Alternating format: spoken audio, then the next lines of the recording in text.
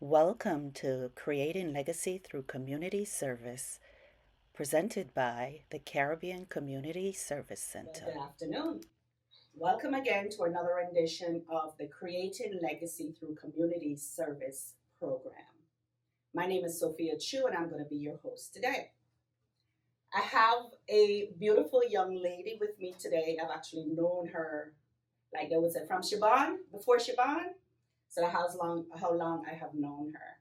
So we're here just to discuss her connection to our community and what that means for her.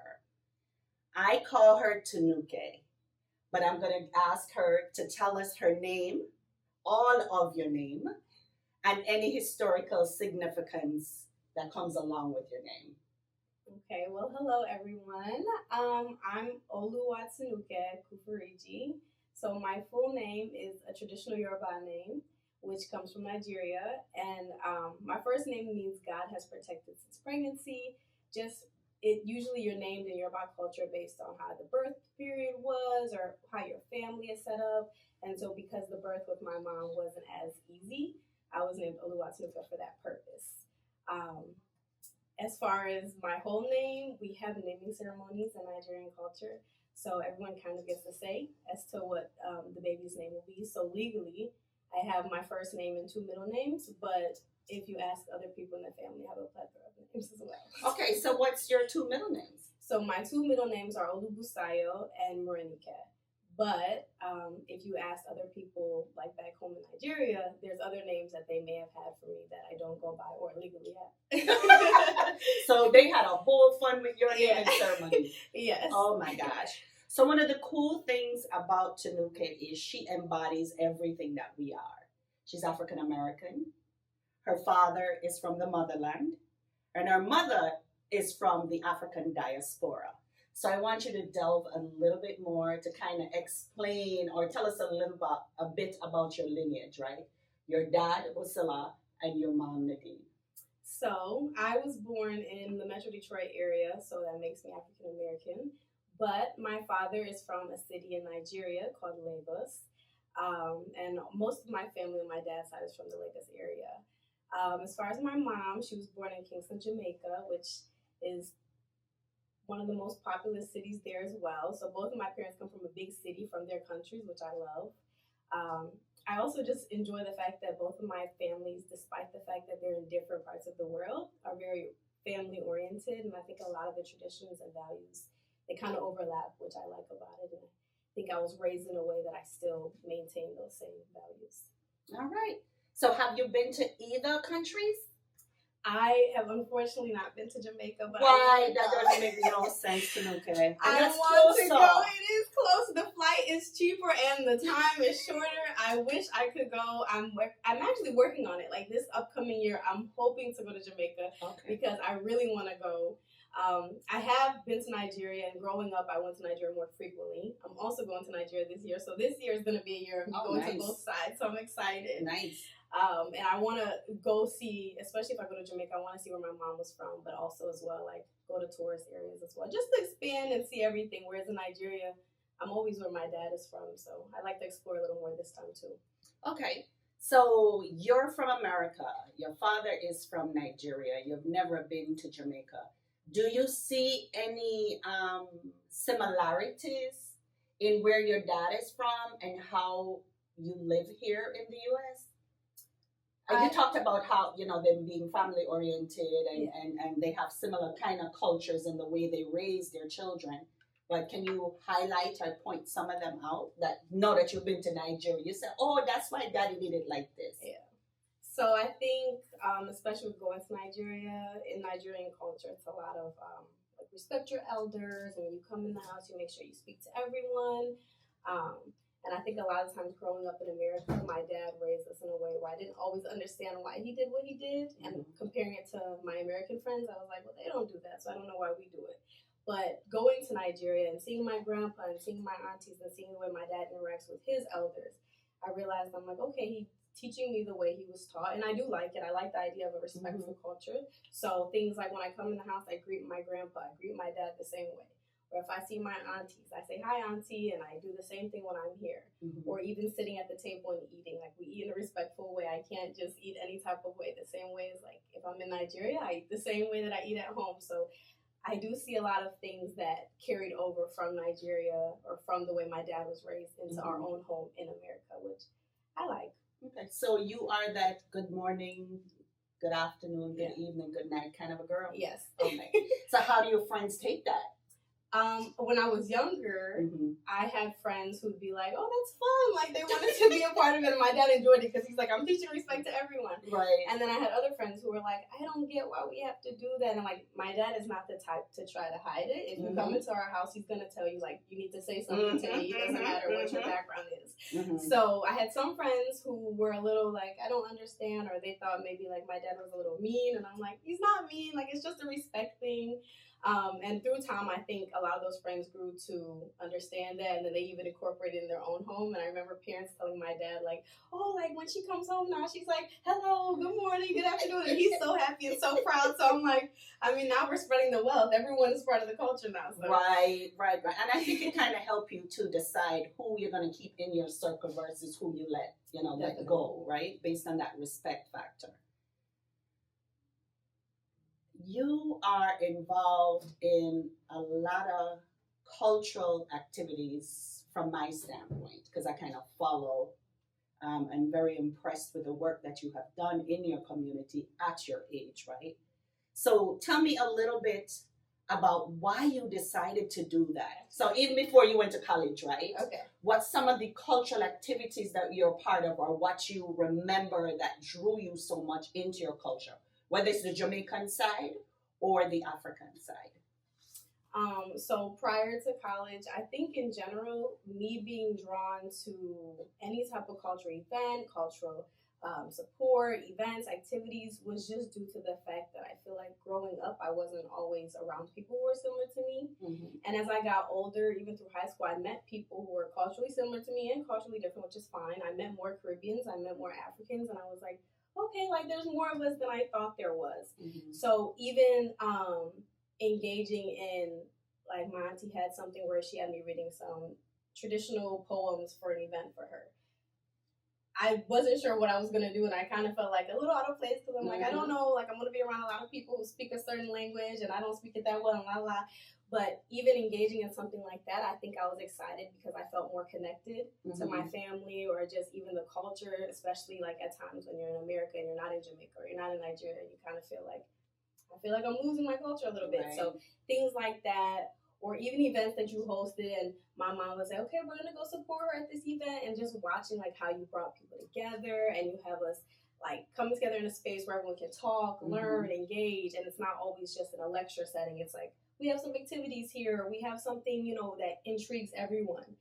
Things like that made me want to keep doing it prior to high school, prior to college, and after college. Even now in my post-grad life, I'm saying, like, I want to get more involved in the Caribbean culture. I want to get more involved in African culture. I want to, like, do more and, like, be a face or someone people can go to for stuff like that. So I'm hoping that I'll continue this and I'll be able to be more of a front runner for, like, even a mix of that, if that makes sense.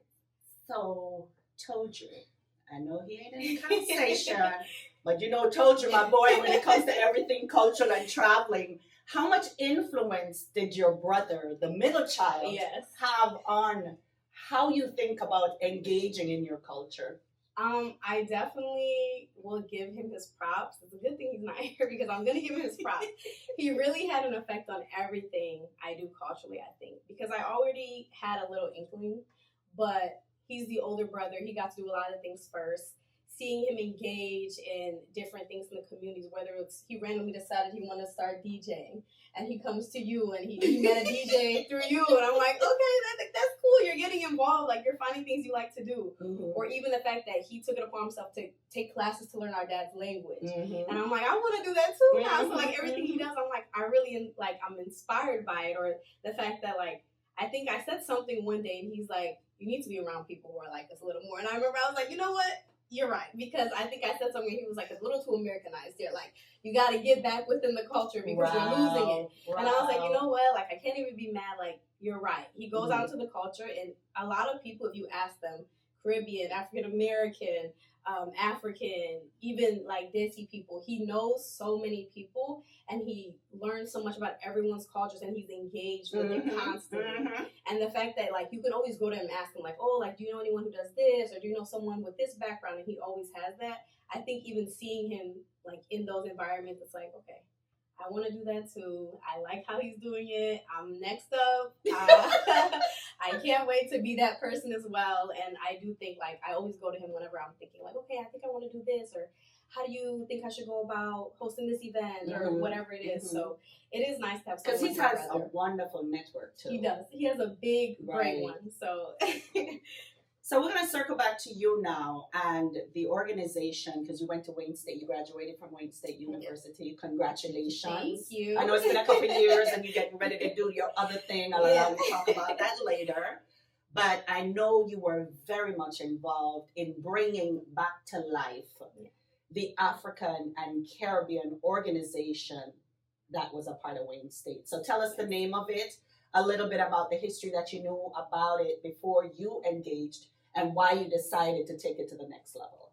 So at Wayne State, I was one of the refounding members of Wayne African Student Society, which is a multicultural org that is basically based upon the diaspora of African communities. So whether you're Caribbean, African, African American, it's about engaging in those communities, learning about them, hosting events that bring people to learn about them who may not be of those communities. And just kind of bringing an environment where people feel comfortable enough to learn about it, to feel comfortable, to feel at home, everything like that. So when I got to Wayne State, it was disbanded just because of COVID, and a lot of things happened the year before, so a lot of things weren't up and running at Wayne State. Luckily for me, I met a lot of Africans and Caribbeans while I was there, and I was saying, we need a place or like some type of group where we can come meet every week, talk about things we experience, talk about things we can relate on, talk about things we feel like aren't talked about enough in our communities. Right. So I started talking with a lot of people, and they were like, oh, like, I'd be interested. And once I realized people would be interested in it, I talked to one of my other friends, and me and her together, we decided, like, let's bring back Wayne African Student Society, because it was already a group beforehand, and they already had so much, what's the word? They had so much, like, prior to COVID, they had a lot of pull, basically, on campus. And the Black community at that time, before COVID, there was a lot more Black people on campus. So we were like, okay, they already had pull. We can use their resources and the people who were in it, and hopefully, like, bring it together and make it even bigger than it was. So me and her, we decided we're going to bring it back. We asked people on campus, hey, are you interested in this? Would you be interested if we hosted maybe an event a week or a meeting a week? And after that, we got a lot of interest. We brought it back. I connected with a lot of the members who were in it previously. They were graduated doing their own things, but they were so nice enough to like still come back and say, you need any help? Like, let me know, like, this is what it's for. And even through that, like, despite the fact that, okay, we brought the org back, just being able to talk to previous members of it, even that was like, okay, like, I feel like I'm connecting with people already. Like, now I have more connects that are African, and I have more connects that are Caribbean and from countries that are not like Nigeria or Jamaica. Like, I met so many people through this. So bringing that back was one of like the top things I can say that I'm so proud that I was able to do. And in doing that, we hosted a lot of events. So we learned about things going on in Africa at the moment. Learned about things going on in the Caribbean. We had speakers from different countries come and talk.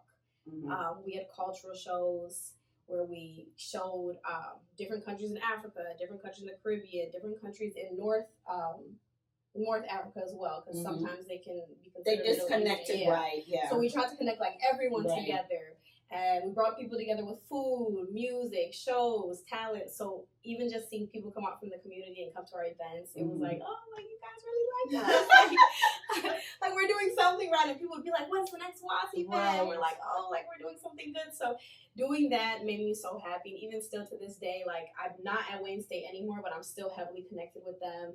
Or even like when we had a lot of newly immigrated students coming to Wayne State, they'd come to WAS and be like, okay, who can I meet that can help with this and that? So it was a lot of outreach too, and I think I like that aspect as well as like the fun parts too. But all of it together, I enjoyed it. So forever, it holds like a special spot in my heart. I'm connected with them constantly. I'm always messaging, do you guys need anything? Do you guys need a connection? Like, It's probably one of my most favorite things I did in my life.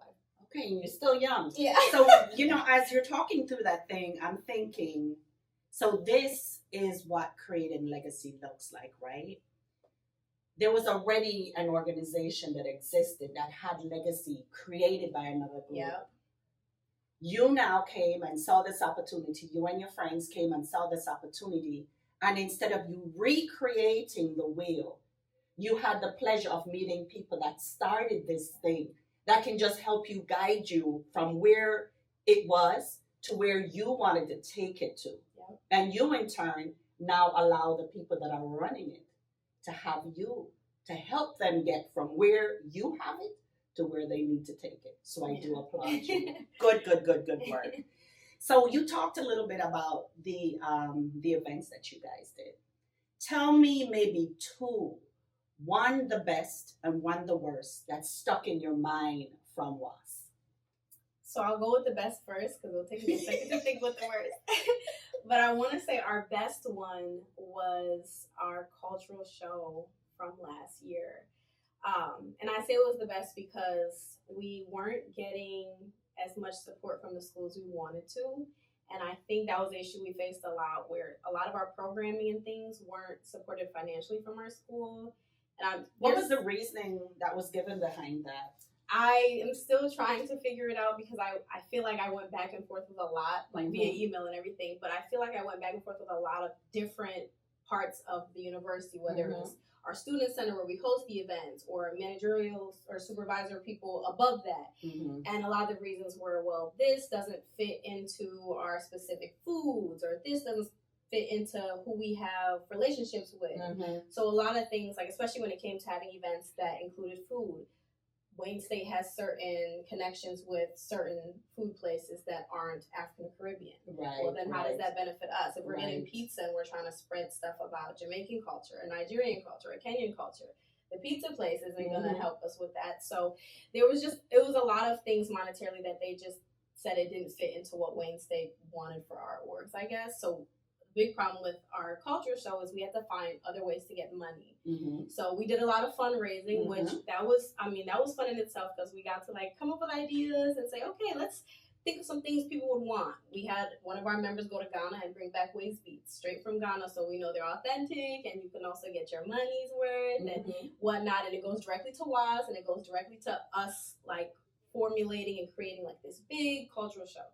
So with the cultural show, we eventually found different routes and methods to get money. We had people just support us just because they were like, we like the idea of what you're doing, which I felt like, oh, it's like love from the community. I was so excited. I'm like, thank you guys, you really love us. And with that, like, we did a flag walk where we showed all the flags of Africa and the Caribbean. And we did, I think, a few Middle Eastern countries as well, just depending on who was in the org as well. And then we did poetry. And we had people who were African-American. We had people who were African. We had people Caribbean. We had people who were Pakistani. Like, we had so many people who wanted to be involved in the show that didn't just represent Africa or the Caribbean, which I did like, too, because I'm like, okay, you're interested in it. So the culture show, we also had that. Then we had artists, like a smaller artist, come in, and he showcased his performance. And after that, he really started to blow up. So I'm proud of him too. But I'm like, okay, you guys opened the door for him. So and we let it be a thing where it's like, if you have like a clothing brand, or you have food you sell, like you can come to our event, be a vendor. We won't take any money from it. Just come and show, like, this is what I'm selling, and I'm part of this community, and so on and so forth. So our culture show was one of my proudest moments. We had food connected to diaspora. We had outfits, flags, poetry, music, dancing, even like background pictures and slideshows about the history of certain things. That I was just super proud about, and I think it was one of our best events because we pulled through with so little help, and it still ended up being so good, and we got so much support from it. So I think that would probably be the best event, I'd say. Our worst event... And it doesn't have to be an event, right? You talked earlier about trying to get funding. Yeah. That can be a deterrent for you doing the work. So something like that. Something that, for example, a pitfall that you didn't expect, or you were expecting support because you guys were doing these great and fantastic things, but somebody put a damper on it because it doesn't fit in the way it should be. And I think that's where I would go with if I had to go with the worst deterrent or something that affected the org the most was the financial help, because there are a lot of orgs on campus that get a lot of funding, and we see it like it's not hidden. They get the best stuff. They get all these people who can perform and come in. And when it came to us, I think because the people we were trying to bring in aren't as famous, or they're not as they don't fit the mold. Yeah, right. For lack of better words, they're just not the people they're looking for. Right. I think because of that, we didn't get any support. And even when we tried to kind of fight for it and say, okay, well, this person is going to come here and shed light on something going on in this country, it's educational. Sometimes I think there was a disconnect between us and like the people running stuff at Wayne State, where I think sometimes they thought it was just we were trying to party and we're trying to do this, and everything is just it's not always for fun. We were doing things that we were trying to help educate the community, bring more people in. And because it didn't fit their narrative, it didn't fit who they had connections with, it wasn't the typical events that they wanted to do, we didn't get access to a lot of funds. And like I said, it was there any, and you don't have to call any names, were there any particular staff members or deans that supported you guys' ideas of what you were trying to do and went out of his or her way to kind of help guide you, ways or people you should talk to kind of get you the support that you need? Because there's always one, right? There's 100 bad apples and then there's one good apple in there. Yeah, I think honestly our dean was pretty supportive. Okay. But a lot of that stuff didn't even really go through his office. So we ended up having a meeting with him, and the meeting was actually pretty helpful. It was more of he was trying to help guide us into a way that our events could get approved.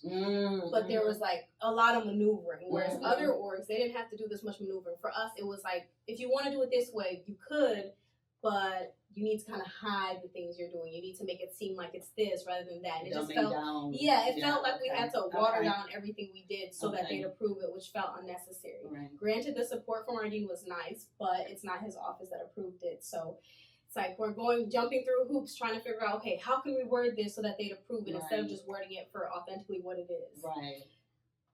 So how are they doing now? You mentioned earlier that you're still in contact with them, still guiding, teaching, aligning with them. How are those challenges now? Are they easier for them now that you guys have gone through that process? Do you think it's easier for them so they can actually step ahead a little bit, from where you guys left them? I think in some aspects it is easier because now they have kind of like a general guide as to how they should go about getting events through our university.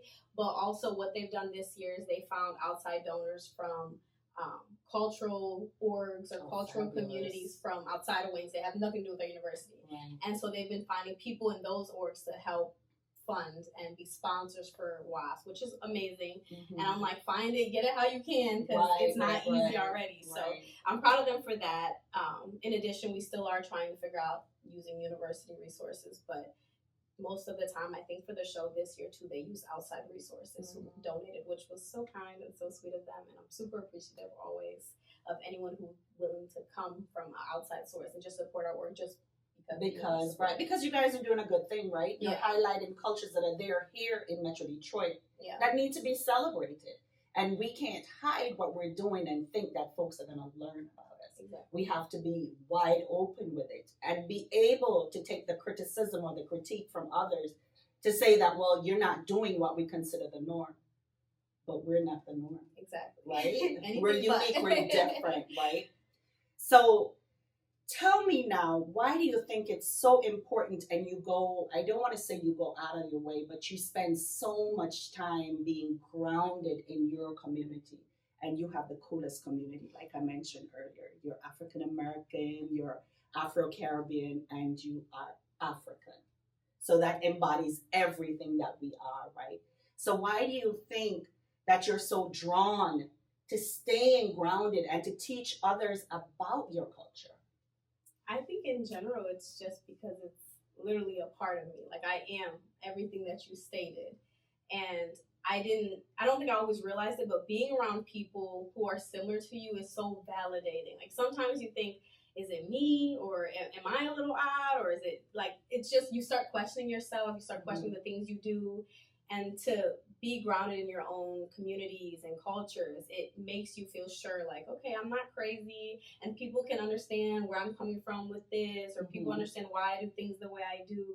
And being able to spread that too, I think is just something that I want to do, because I think our communities are so spread out, and like outreaching and going to find people who may feel like they're the only one like that. Like, I feel like at some point we all kind of felt like that. Like, I don't have people who look like me or who come from a background like me. If I can do that for someone else, like how I was able to be brought into these communities and stuff, I'd love to. So I just, it all keeping me grounded, like through culture and through everything like that, I think is so important, and I want to push it on to as many people as I can, so we all can feel like we're one big community and we all just can lean on each other. And I just think that is so important with this. So my final question for you is, what are your hopes for our community?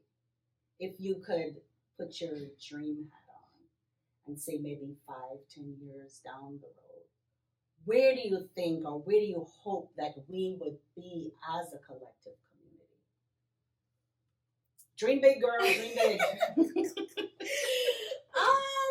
Let's see. I think a general hope for like the entire community is, I just want us to be unified, which obviously is easier said than done.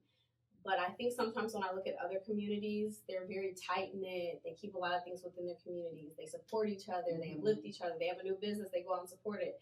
I think within our communities, it's a little harder, and I don't see it as much. And I'm hoping a decade from now, like, we're all networking with each other. Oh, you know someone, I know someone. Like, we're connecting with the younger generation, the older generation, middle age, everyone. And just, like, knowing that we can rely on the people in our community the way other communities are able to do that. I want to make sure that, like, we're networking, we're keeping in touch, keeping in touch with each other, but keeping in touch with the culture too. I feel like a lot of cultures are getting watered down due to embarrassment or societal standards, whatever it is. But I just want to make sure, like, our community is strong, we're together, we're unified, and we're uplifting each other, as well as keeping the culture, like, alive at the same time. Very nice. So I'm going to allow you to just have some final words. But before I do that, I want to commend you on how the work that I've seen you do over, I want to say, the last maybe 5-6 years, when you put your nose to the grind and say, you know, this is the person I think I want to be, and you reach out to whoever you need to reach out to get the resources to get what needs to be done, and then how you emulate the best of your mother and your father. I think it's, I don't want to use the word mind-blowing, but it's so heartening to me to watch you grow up and be this fabulous person that we all knew you were when you were first born, right? So to watch it in real time is really amazing to me. So kudos to your parents, kudos to your family, kudos to your community that's helping you create legacy for the others that are coming behind you, right? Yeah. So I'll allow you the opportunity to just to close this out now. Well, I thank you for inviting me to this. I think I just like to talk in general, but I love talking about culture, community, things, anything. So I am grateful that you invited me to come here and talk about some of the things I did and even my culture. And I just hope that everyone will take from this, just like, not to be so typical or biblical, whatever, but just love thy neighbor. Like, keep the people around you close. Like, love everyone. Keep your culture uprooted. Don't water it down for anyone. Be proud of who you are. Help people. Help your community. And just, like, be a good person. All right. Well, thanks again, Tinuke. And I know I'll see you around in the community doing great things. And you know how to reach me if you need my help. So always. with that, we're done. Peace.